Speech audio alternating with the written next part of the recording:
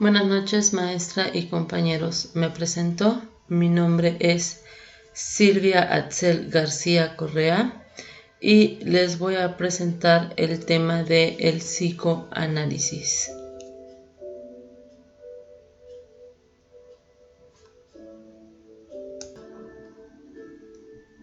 El psicoanálisis fue creado por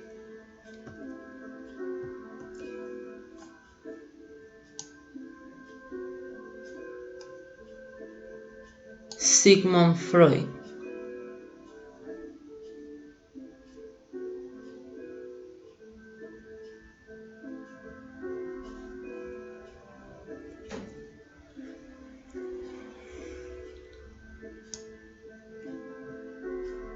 Él sostenía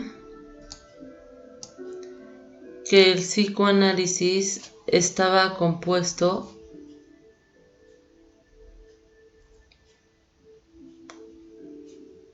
por 3 niveles.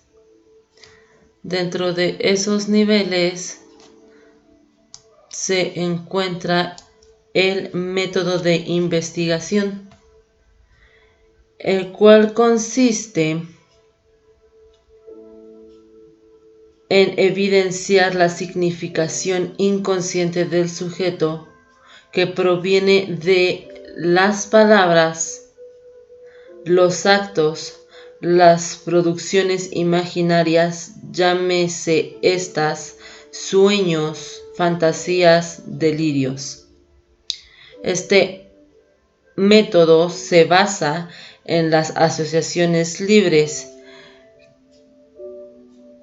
que tienen la finalidad de permitir al paciente expresar asuntos reprimidos de los cuales cabe la posibilidad de que ni él mismo tenga conciencia de ellos.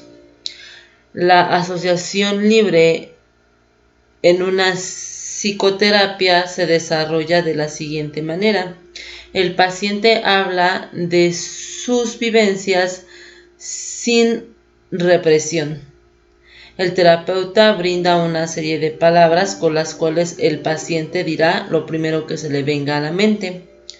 Cuando el paciente se arrecia a la palabra, el terapeuta puede determinar que se acerca un suceso reprimido.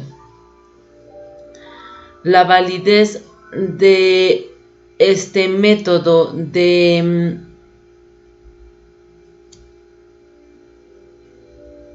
investigación, que se llevaría también a cabo mediante una entrevista, tiene o está basado en la interpretación psicoanalítica de la información obtenida.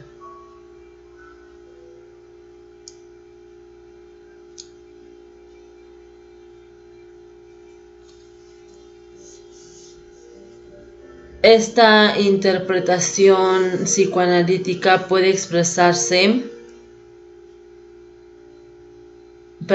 extenderse a producciones humanas como las obras literarias o producciones de la cultura, que en este caso son pinturas, esculturas, danzas, entre otras.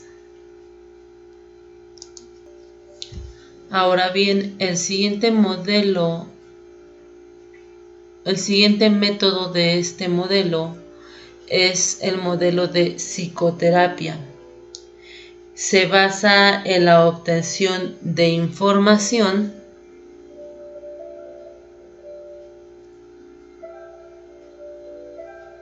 durante la investigación o la entrevista. Este método se caracteriza por la interpretación controlada de la resistencia de la transferencia y el deseo. Con base a lo anterior, el psicoanálisis se puede interpretar como una cura psicoanalítica o un tratamiento psicoanalítico.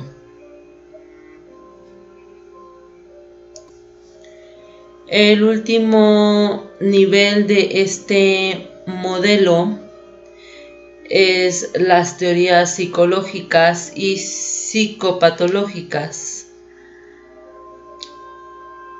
Esta sintetiza los datos aprobados en el método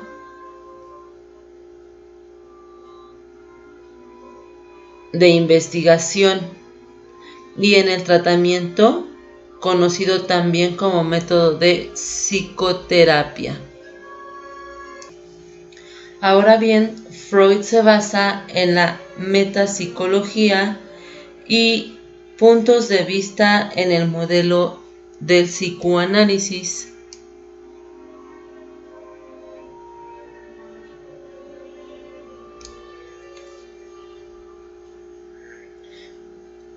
Los puntos de vista dentro de este modelo son el punto de vista tópico. Este punto de vista supone una diferencia en el aparato psíquico en cierto número de sistemas, el cual está dotado de características o funciones diferentes. En este punto de vista hay dos tipos. El primero es la interpretación de los sueños. Aquí divide el aparato psíquico en sistemas, los cuales son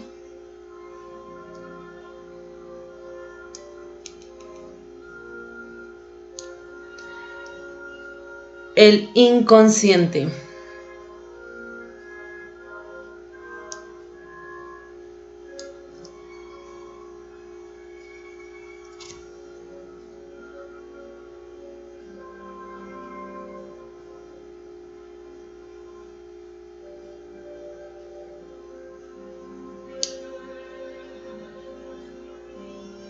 que representa las pulsiones y elementos reprimidos. Su funcionamiento es mediante procesos primarios.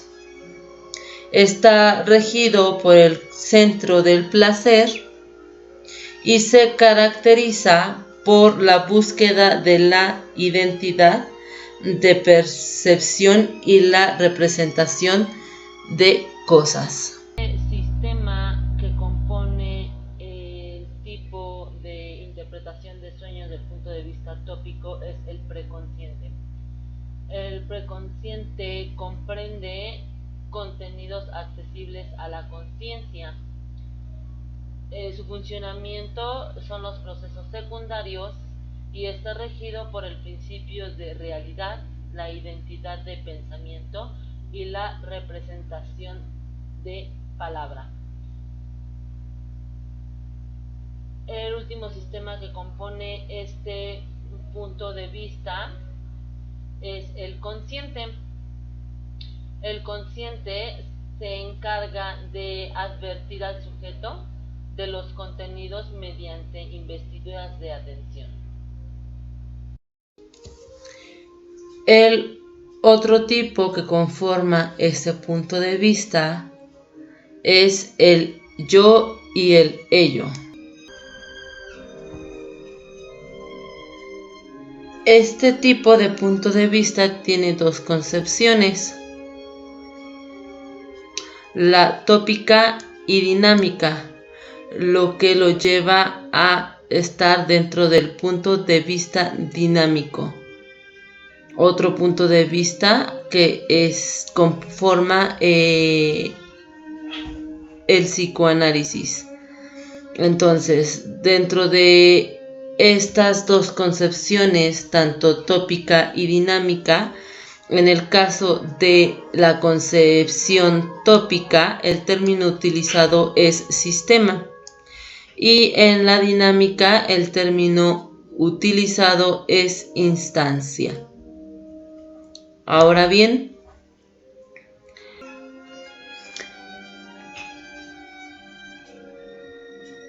Este tipo de punto de vista se divide en 3 sistemas o instancias según el punto de vista en el que se tome o se maneje.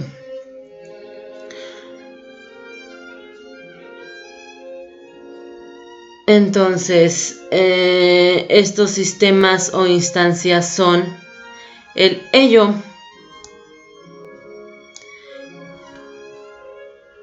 o ID. Aquí constituye el polo pulsional de la personalidad.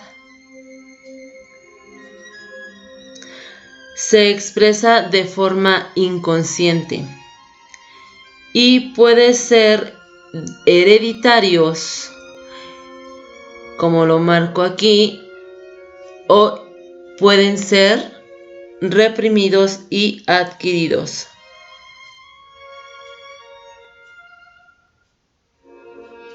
El siguiente sistema corresponde a el yo o ego. Este surge del ello.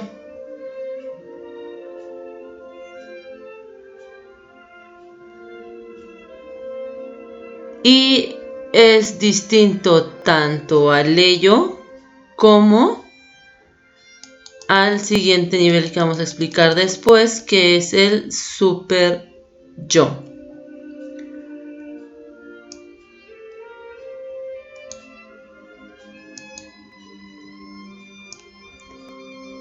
Me pasé un poquito. Seguimos entonces. Es distinto entre el ello y el super yo, que lo tenemos del lado contrario.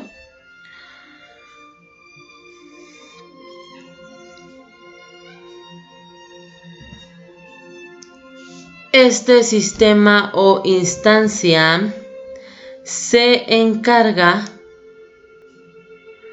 de la adaptación a la realidad y del polo defensivo del conflicto. Y como lo mencionamos, el siguiente sistema o instancia es el super yo, o también conocido como superego. Su función es ser juez o censor con respecto a el yo.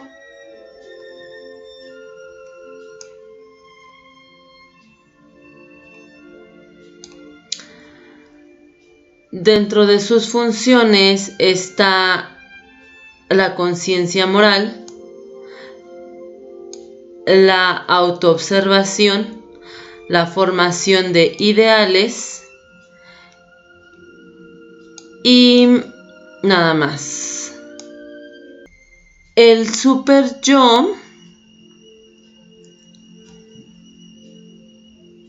se considera el heredero del complejo de Édipo.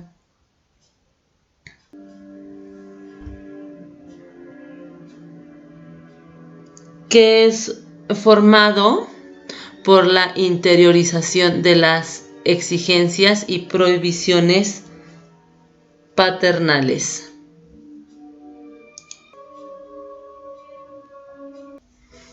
Para entender un poco esta parte de la función de el ello, el yo y el super yo, voy a dar este ejemplo. Si solamente hiciéramos caso a el ello, acudiríamos a todas las fiestas y reuniones a las que se nos sea invitado, arriesgándonos a no llegar al trabajo, o si tomas clases, pues a las clases, ¿no? ya sea que faltes de forma definitiva o que se llegue tarde. Por lo cual, pues se tendría que vivir las consecuencias de que se trasnoche para entregar trabajos, o inclusive pues no dormir y presentarte así a clase o al trabajo. Y si solamente se hiciera caso del super yo, pues no se acudiría a ninguna fiesta o reunión, lo cual podría generar culpa o enojo por perder ese tipo de experiencias, de convivir con los amigos o conocer pues personas nuevas. Y es aquí donde entra el yo,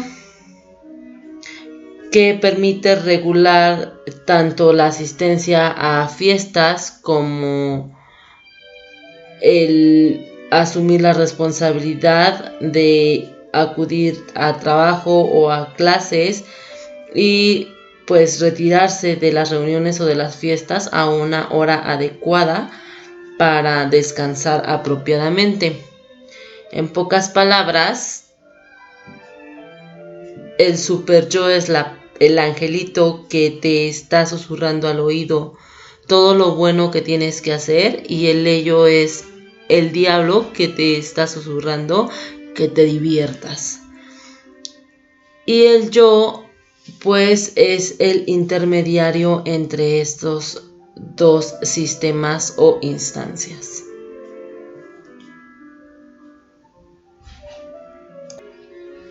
Como se mencionó en un principio, el modelo de psicoanálisis y la metapsicología pues tiene 3 puntos de vista. El primero fue el tópico, el siguiente es el dinámico, y el último punto de vista que considera Freud es el punto de vista económico.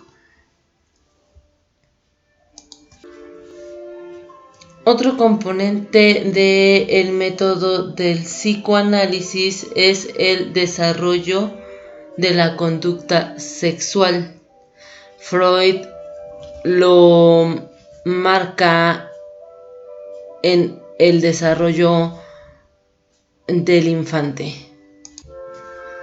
Algunos conceptos utilizados dentro de este componente del psicoanálisis son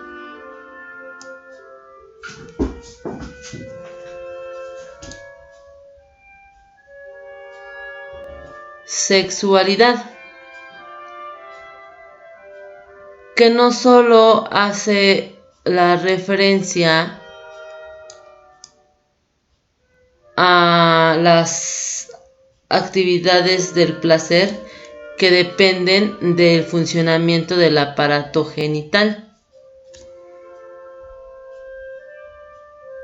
sino que también se refiere a toda una serie de excitaciones de actividades existentes desde la infancia,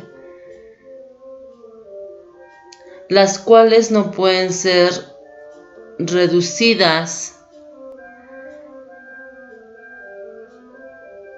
a satisfacciones de una necesidad fisiológica fundamental, como son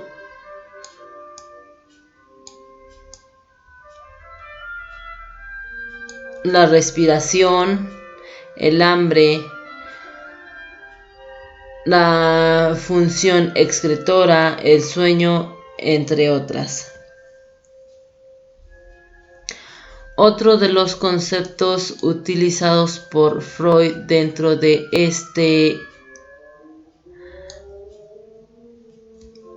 complemento del desarrollo sexual es la perversión, que lo define como el conjunto de comportamiento psicosexual que acompaña a tales atipias de la obtención del placer sexual. El siguiente es sexualidad infantil. Esta es propia de el niño entre los 5 y 6 años de edad, antes de que se manifieste el complejo de Édipo.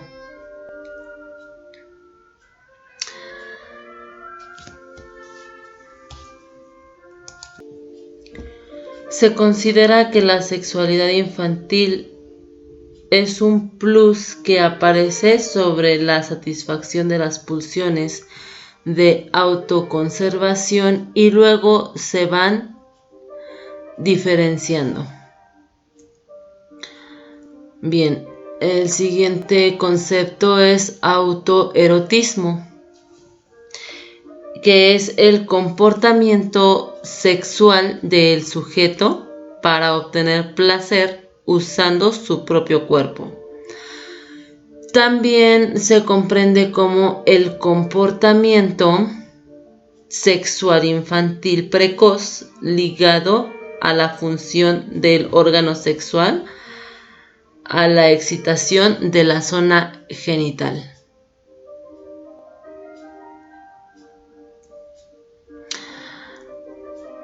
Placer del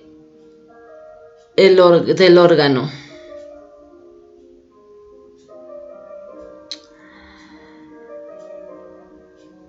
Es la movilidad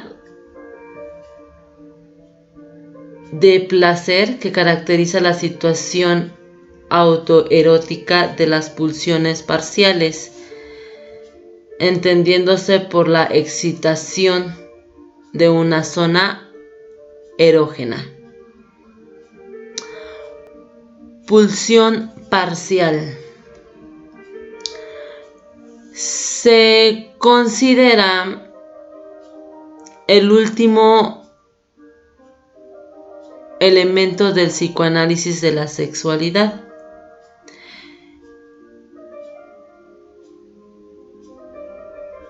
Este predomina en la sexualidad infantil, donde en un inicio son pulsiones de autoconservación y después pasan a la satisfacción autoerótica. Ya definido este concepto anteriormente.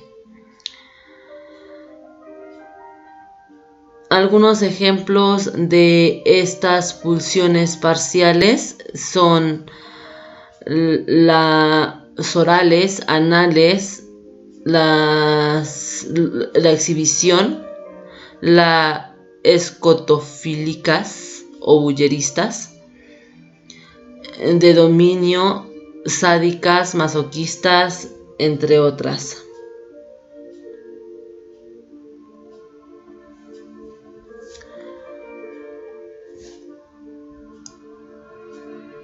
Bien, ahora sigue el apoyo,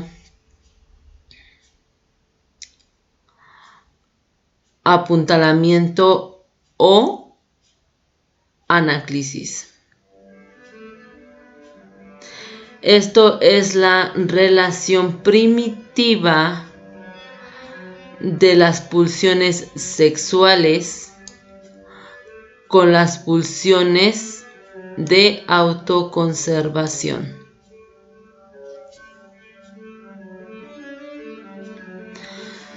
Zona erógena.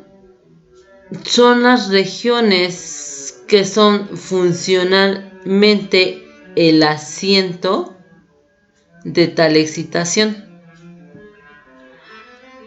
que puede ser la zona oral, anal, uterogenital y el pezón.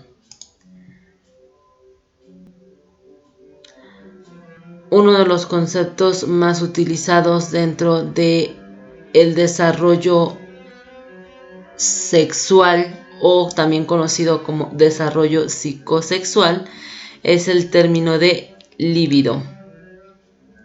Según Freud, es la energía considerada como una magnitud cuantitativa de las pulsiones, que tiene relación con todo aquello que puede designarse con la palabra amor.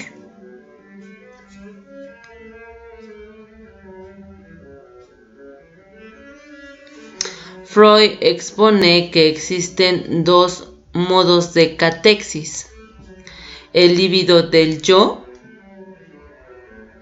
en el cual la persona puede ser objeto,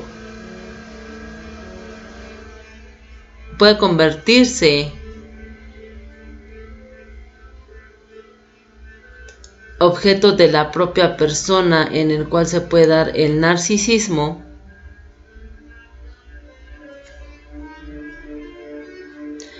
o el líbido objetal. En este, pues ya existe un objeto externo.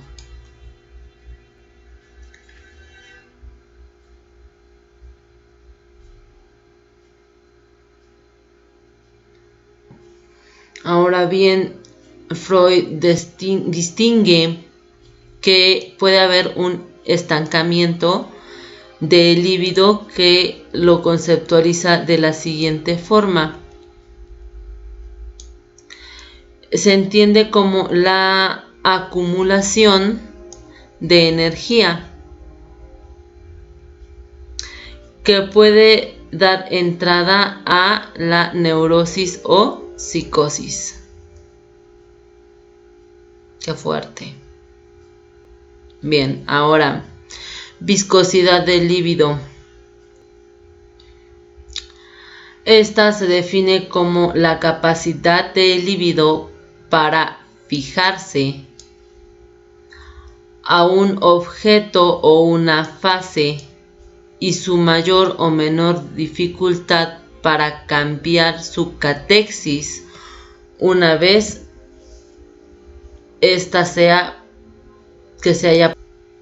una vez que ésta haya sido producida.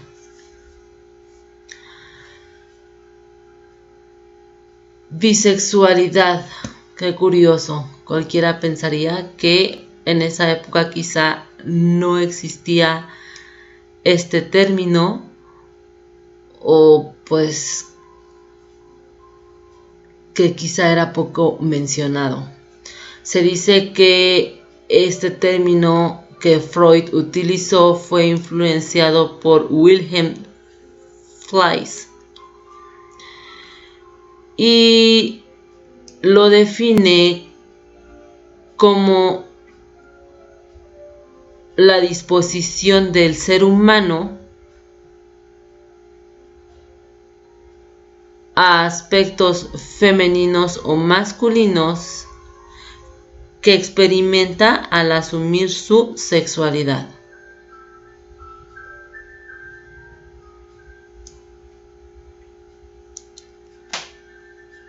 Actividad, pasividad. Este término hace referencia a la especificación de determinados tipos de fines o metas pulsionales. Desde un punto de vista genético, lo que se le conocería como fálico o castrado, y o masculino femenino. Ambivalencia.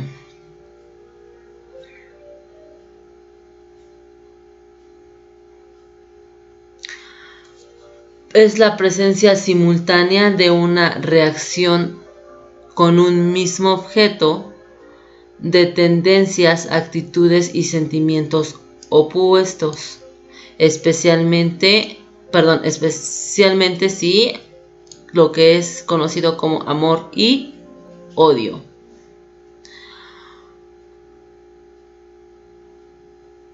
Coartado o inhibido en su fin.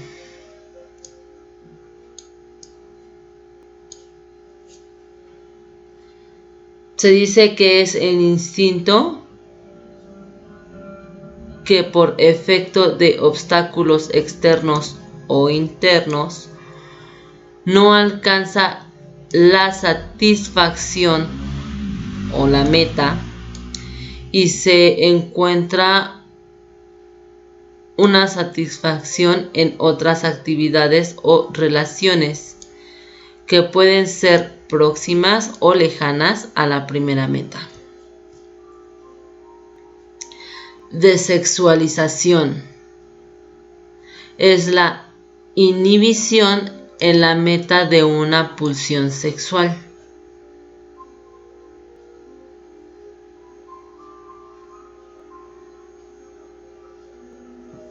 Sublimación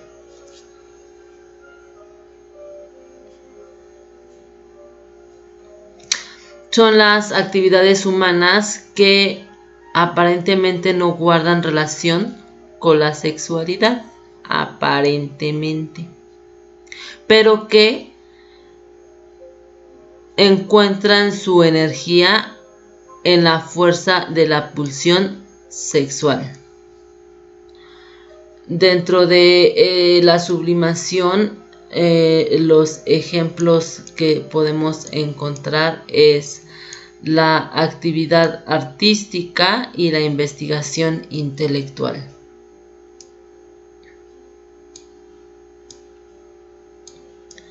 El siguiente y último concepto utilizado dentro del desarrollo sexual es la ternura. ¡Ay, qué lindo! Es la actitud hacia otro que perpetúa o reproduce el primer modo de relación amorosa del niño. Sí, el primer modo de relación amoroso del niño, en el cual el placer sexual no se da independientemente, sino siempre apoyándose de la satisfacción de las pulsiones de autoconservación. Ahora que hemos conocido algunos de estos conceptos utilizados en el desarrollo de la conducta sexual, vamos a ver las fases libidinales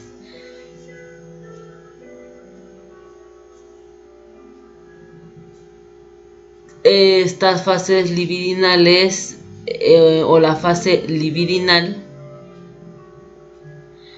es la etapa de desarrollo infantil en la que se organiza la libido. Recuerden que la libido también es tomado como, llamémoslo así, sinónimo de energía. Esta fase está caracterizada por la primacia de una zona erógena y un modo específico de relación de objeto.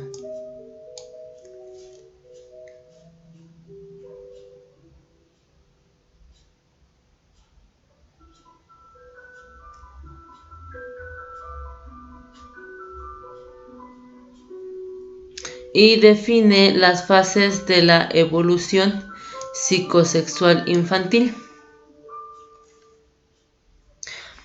Ahora bien, la siguiente fase es la fase oral.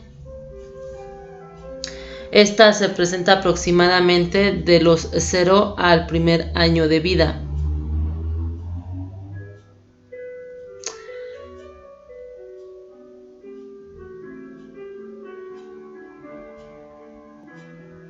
Se define como el placer sexual ligado a la excitación de la cavidad bucal y de labios que acompaña a la alimentación. Esta fase proporciona significaciones electivas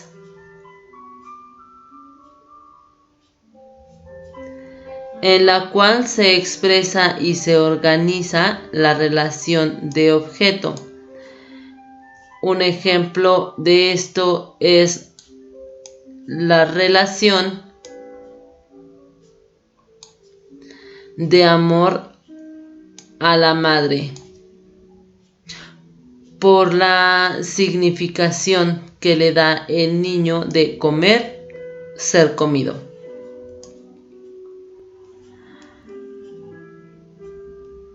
Dentro de la fase oral,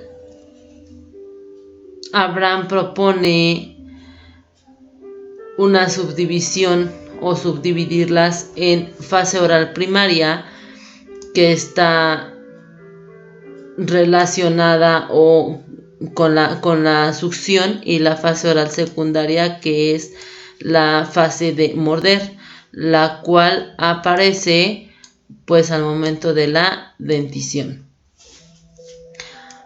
o cuando le aparecen los dientes al bebé. Fase anal. La fase anal aparece aproximadamente de los 2 a los 4 años de edad. Esta fase se caracteriza, perdón por el ruido, se me cae el micrófono. Esta fase se caracteriza por la organización de la libido bajo la primacia de la zona erógena anal.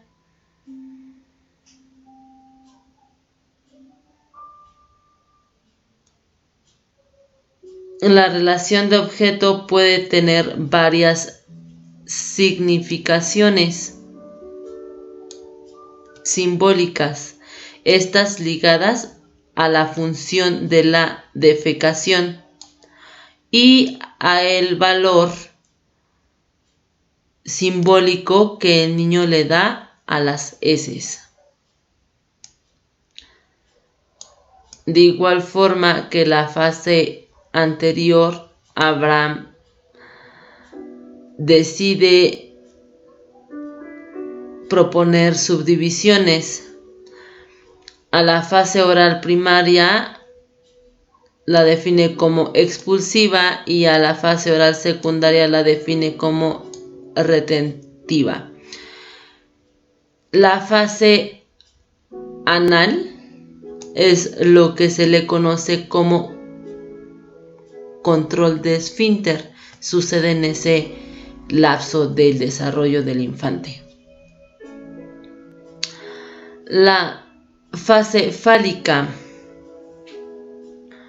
aparece aproximadamente entre los 3 y los 5 años. Se caracteriza por la unificación de las pulsiones parciales bajo la premisa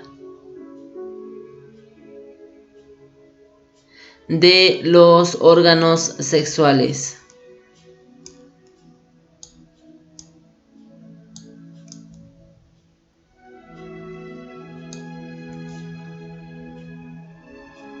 En esta fase se presenta lo que se conoce como el complejo de Édipo,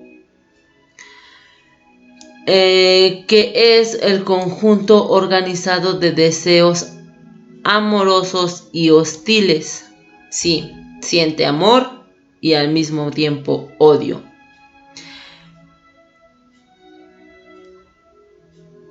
Y esto el niño lo experimenta en relación a sus padres. Nuevamente, sí, el niño ama y odia a los papás.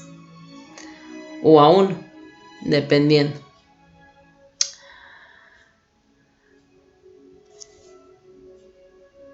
Se dice que el complejo de Édipo tiene 3 funciones. La primera es la elección del objeto de amor. Está considerada por la libido depositada en el objeto y las identificaciones realizadas durante el complejo de Édipo y las prohibiciones de incesto. La segunda función es acceso a la genitalidad, la cual es obtenida por la resolución del complejo de Édipo a través de la identificación. Y por último, la tercera es la estructuración de la personalidad. Creo que la palabra es muy enfatizante. Estructuración de la personalidad. La manera en la que va creando su personalidad el infante. El siguiente periodo dentro de este desarrollo de la conducta sexual es el periodo de latencia. Se dice que se da entre los 5 y los 6 años de edad. Esta etapa se considera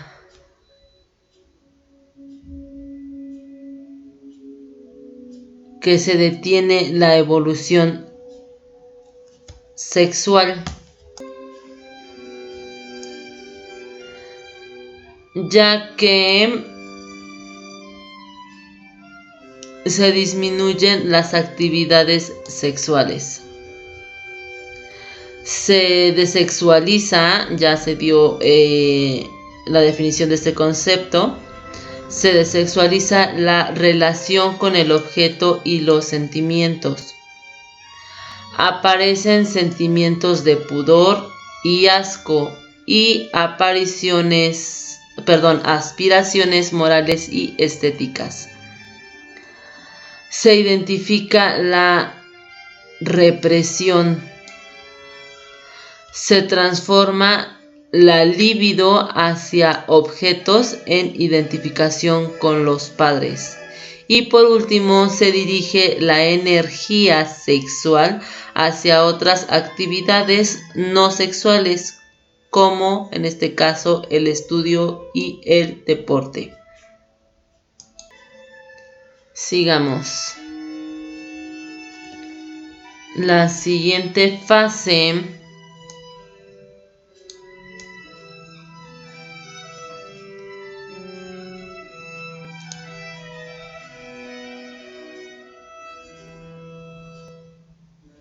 es la fase genital. Y es la última fase dentro del desarrollo de la conducta sexual. Esta fase está caracterizada por la organización del líbido en la zona genital. Y está conformada por la latencia,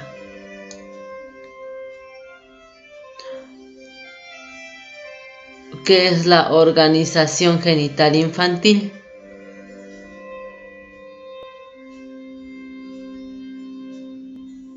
Y por la organización genital, la cual aparece durante la pubertad.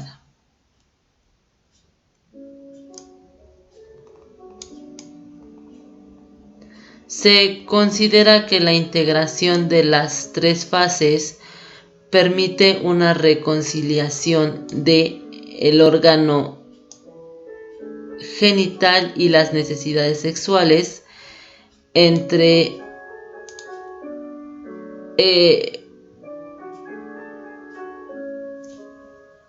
extragenitales. El amor y la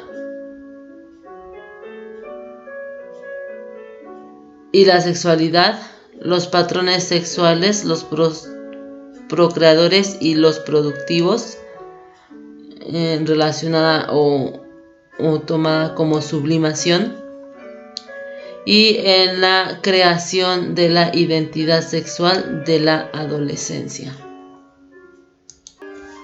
El siguiente componente a conocer dentro del modelo del psicoanálisis son los mecanismos de defensa.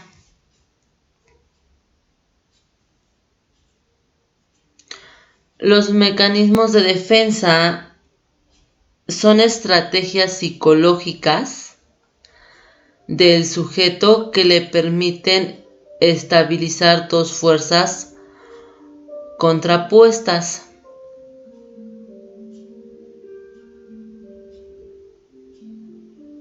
Las cuales son denominadas como instinto de vida o principio de placer e instinto de muerte o principio de ley, deseo y realidad.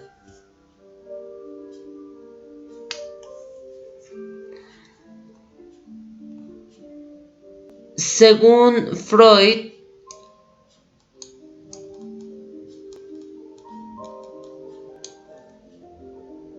los mecanismos de defensa responden a ciertos peligros.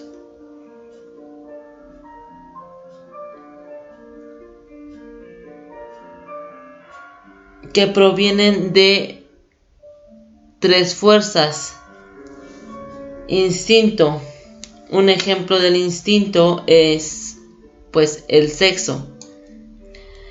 El super yo. Un ejemplo es un caso en el que el sujeto es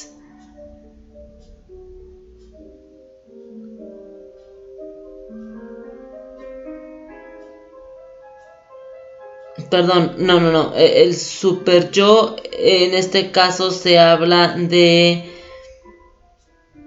la conciencia moral.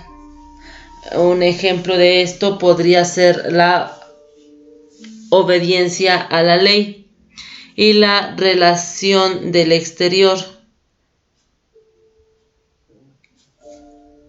Un ejemplo podría ser las dificultades físicas que lleguen a sobrepasar la capacidad motriz de un sujeto.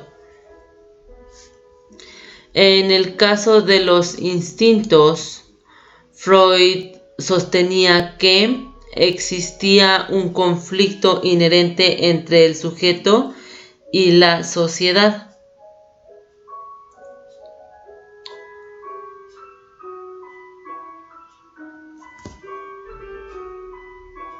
Creando así conflictos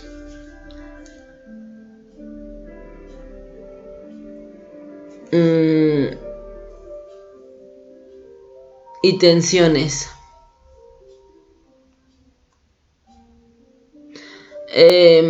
Esta existencia inherente entre el sujeto y la sociedad se debe a la represión generada por la cultura social. Reitero, y de esta manera pues puede crear conflictos y tensiones. Ahora bien, la tipología básica en la que se pueden expresar estas tensiones son la atracción, que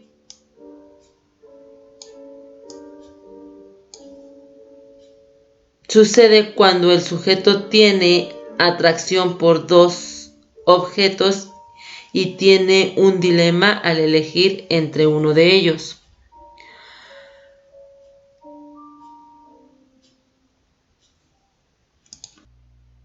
La siguiente tipología básica en la que se expresan las tensiones es el rechazo, el cual ocurre cuando el sujeto tiene que elegir entre dos objetos de forma obligatoria, que le causa desagrado, llevando así a un conflicto generado por la repulsión. Y la última expresión tipológica de las tensiones es la atracción-rechazo.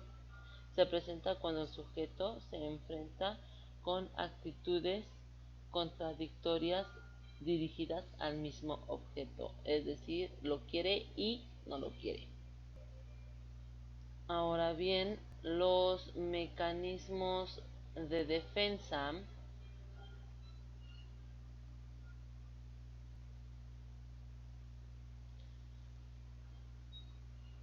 buscan mantener el equilibrio homeostático al eliminar una fuente de inseguridad, tensión y o peligro.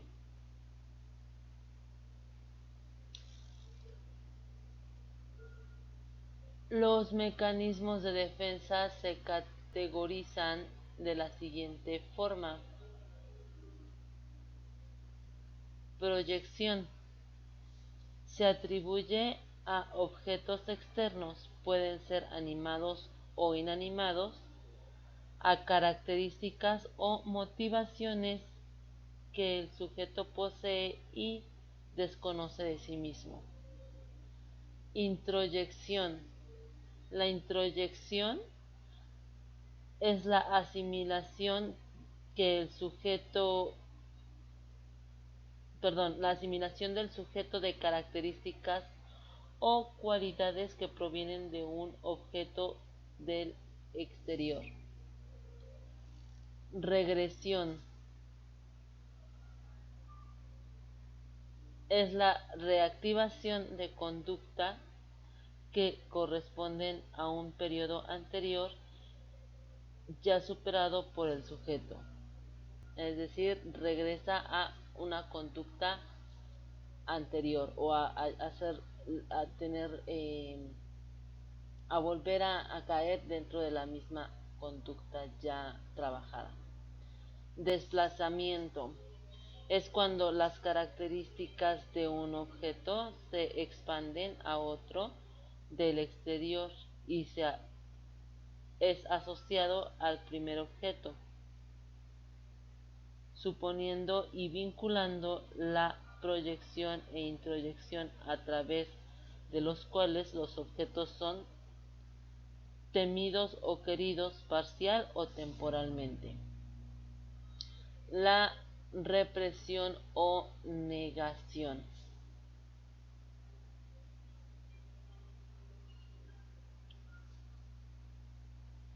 es cuando uno de los objetos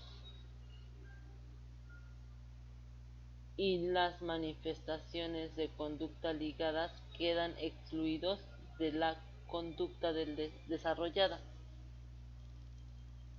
Asimilación.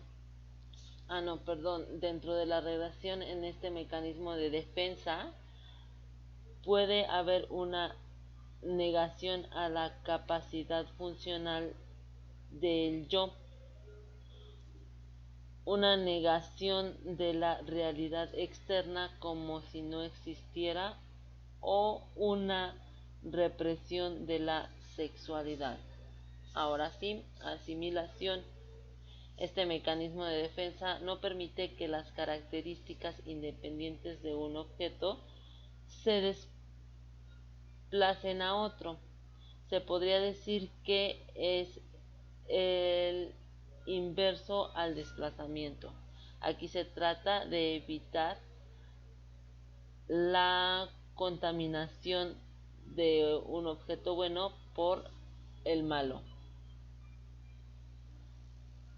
Racionalización es cuando el sujeto trata de evitar un conflicto o frustración al dar razones o argumentos que encubren a este. Y el último mecanismo de defensa es la sublimación, y es mediante el cual el sujeto resuelve un conflicto.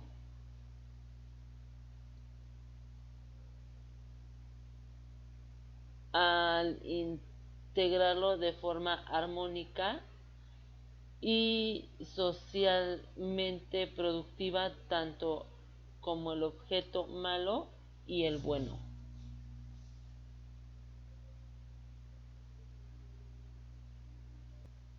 Ahora bien, en este mapa conceptual del psicoanálisis se dará a conocer algunos de los discípulos y nuevas escuelas psicoanalíticas.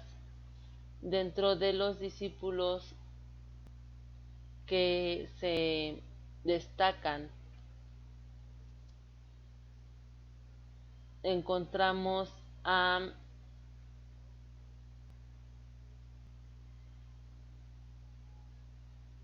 Alfred Adler y la psicología individual, en la que da importancia a la individualidad del sujeto, en el cual plantea un tratamiento moral o holística, el cual consiste en considerar al individuo como un todo y no como partes distintivas.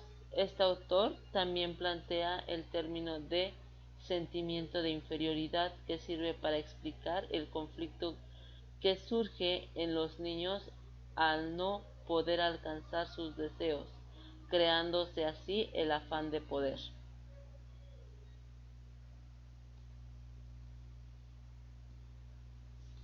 El siguiente discípulo es Carl Jung con la psicología analítica, en la cual propone una división entre inconsciente personal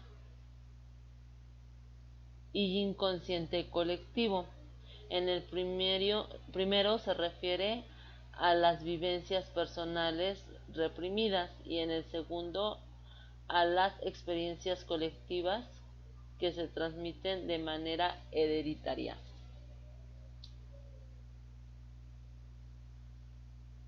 Propone que esta teoría tiene procesos básicos como proceso libidinal, en el cual se distingue la introversión y la extroversión, procesos racionales,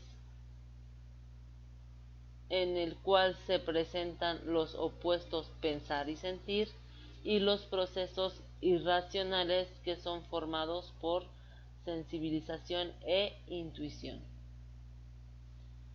Ahora bien, viene Harry S. Sullivan y la psicología interpersonal. Sullivan da importancia al estudio de las interpretaciones y transacciones dadas entre el sujeto y los demás, es decir, con otras personas. Asimismo, describe que hay tres modos de experiencia: experiencia prototáxica, que son los estados momentáneos del individuo y éste es capaz de identificar su entorno. Experiencia paratáxica es cuando el sujeto es capaz de identificarse de en medio y permite las relaciones y predicciones. Y la última experiencia es la experiencia sintáctica. Es aquella que está vinculada con el desarrollo sano y saludable del sujeto.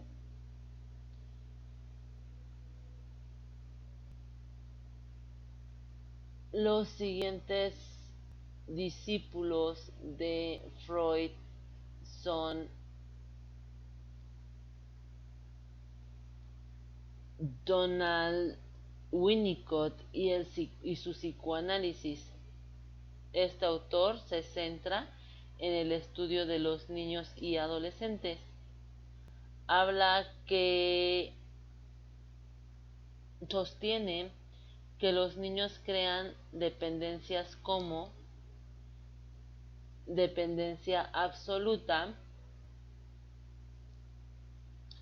la cual se presenta alrededor de los 0 a los 6 meses, 6 años, en la que el menor está continuamente al borde de una angustia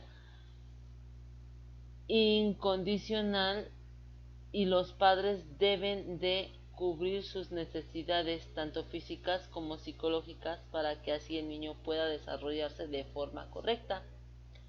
Y la otra dependencia es la dependencia relativa, la cual aparece entre los 6 meses a los 2 años.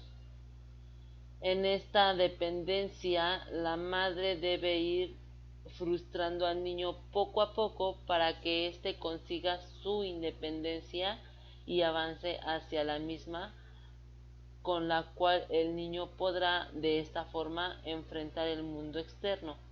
Aquí puede haber ciertos retrocesos, ir avanzando poco a poco hasta que alcance el menor la independencia total. La siguiente autora, sí, escuchamos bien, autora, discípula, sí, mujer, es Melanie Klein y su psicoanálisis. Ella afirma que el niño nace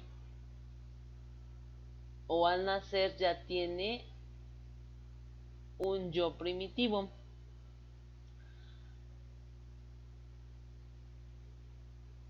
Asimismo, propone la existencia de un complejo de Edipo y de un superyo sádico de forma temprana. También propone dos posiciones: la esquizoparanoide, que se presenta alrededor de los 4 a los 6 meses de edad, en el cual el niño percibe dos objetos parciales, el pecho bueno y el pecho malo de la madre. En esta posición surge el superyo sádico y no se identifica diferencia entre el yo y el no yo. Asimismo, esta posición está relacionada con la angustia psicótica. Y la otra posición es la posición depresiva, la cual aparece aproximadamente en el segundo trimestre de vida.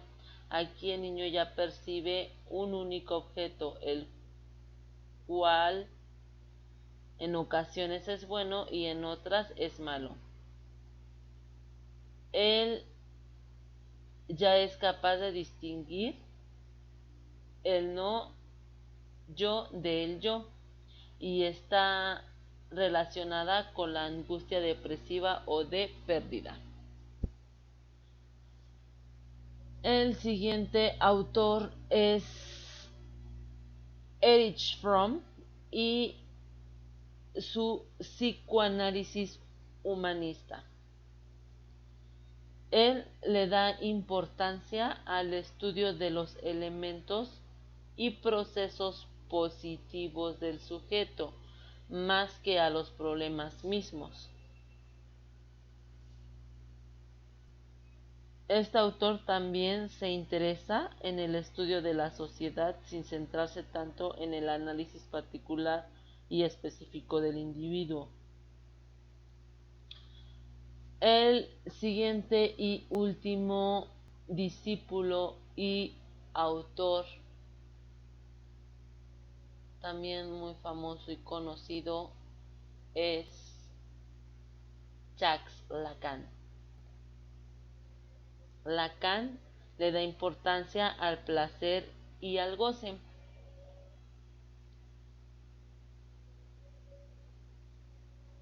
Para él, el lenguaje estructura y eclipsa al yo.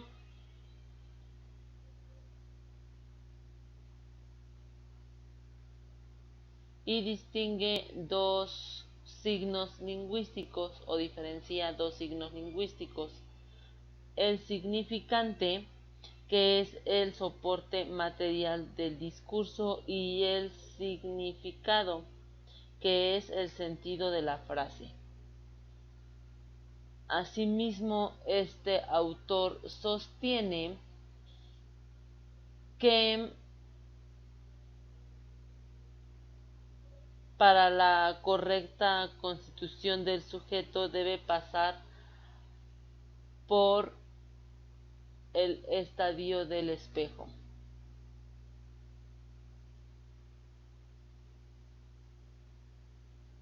el cual se presenta entre los 6 y los 18 meses de edad, formando la primera gestad, que es la concepción única de uno, y así el menor es capaz de superar la angustia de fragmentación. Lacan también habla de 3 registros que conforman el aparato psíquico, los cuales son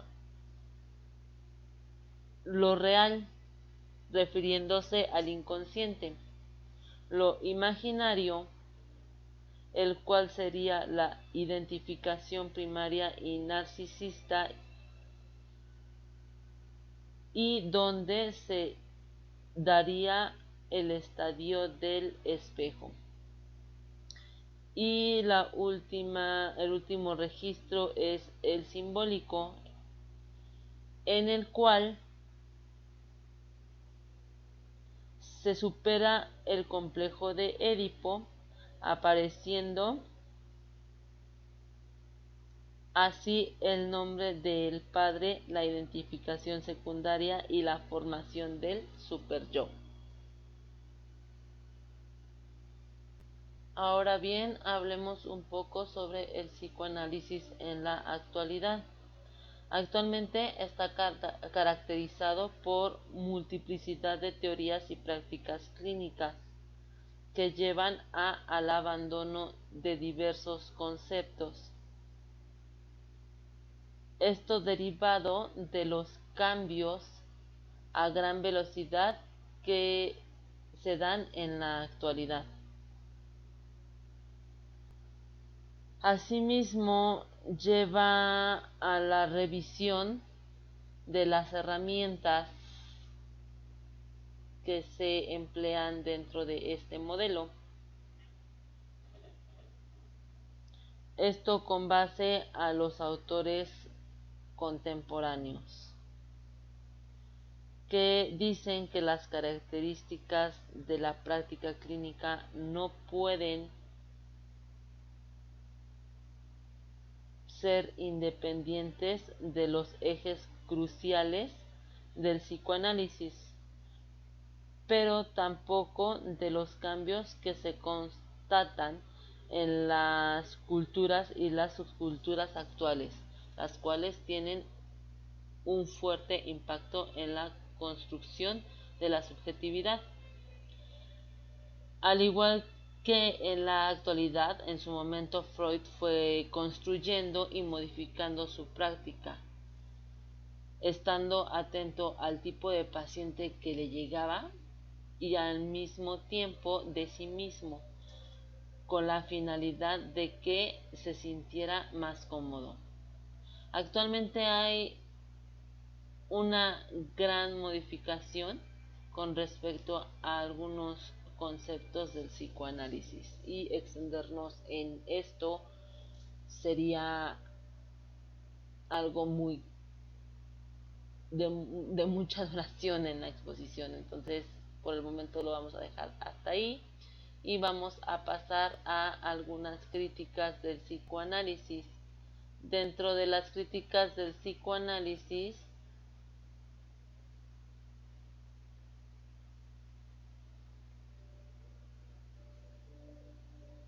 está la carencia de bases empíricas,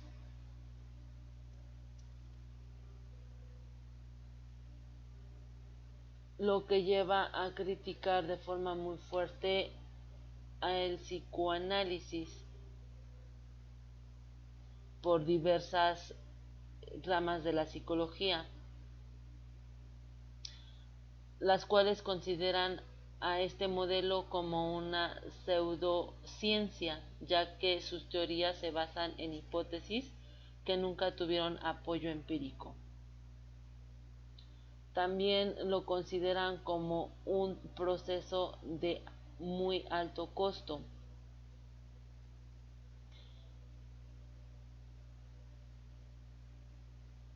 Debido a que es un tratamiento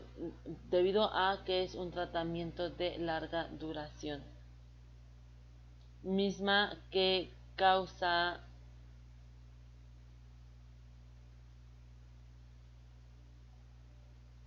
misma que es causa de la crítica de que este no es un método efectivo.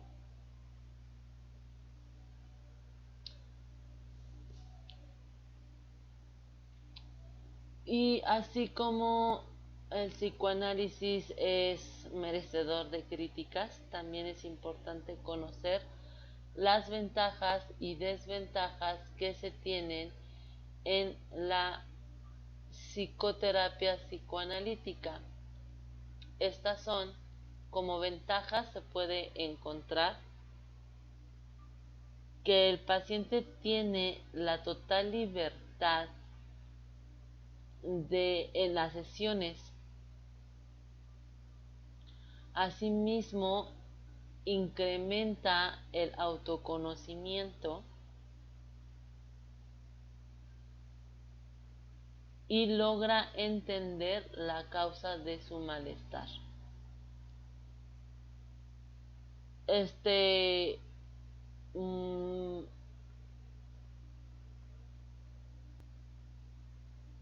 proceso psicoterapéutico se dice que tiene resultados de larga duración y pues permite establecer un vínculo entre el paciente y el psicoterapeuta.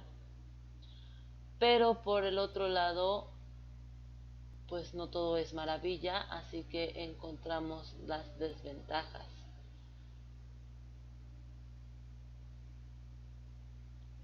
Y en este caso, el paciente puede dejarse ir y volver su proceso complicado. Como fue mencionado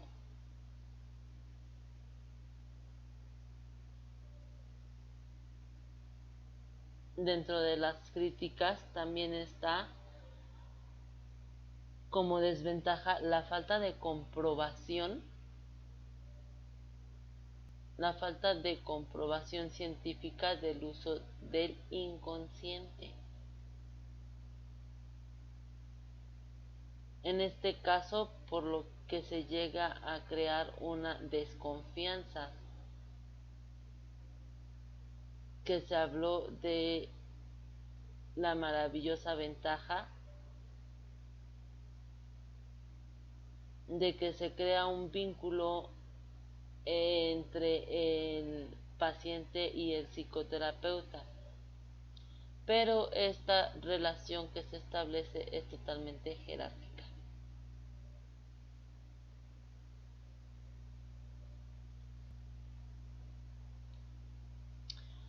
Como conclusión puedo decir que aun cuando el psicoanálisis es severamente criticado por su falta de validez y confiabilidad como método científico, hay muchos conceptos que se aplican en el desarrollo del ser humano. Si no es que puedo decir que todos. Y aun cuando pudiera parecer fácil de comprender, este modelo tiene una gran cantidad de conceptos a los que hay que prestar detallada atención. Asimismo, puedo decir que las aportaciones creadas por los discípulos de Freud son de relevante importancia para la comprensión del aparato psíquico y al mismo tiempo para conocer otras alternativas con las cuales se puede llevar a cabo un desarrollo saludable del sujeto. Y por último, puedo decir que el conocer y comprender el psicoanálisis conlleva un tiempo considerablemente largo, pues como lo mencioné al inicio, este modelo tiene una gran cantidad de conceptos que se relacionan entre sí. Agradezco mucho la atención que me están dando para poder ver esta presentación y tomar en cuenta mis aportaciones. Y por último presento la referencia bibliográfica que de la cual pues se obtuvo toda la información. Nuevamente muchas gracias y que tengan un excelente día.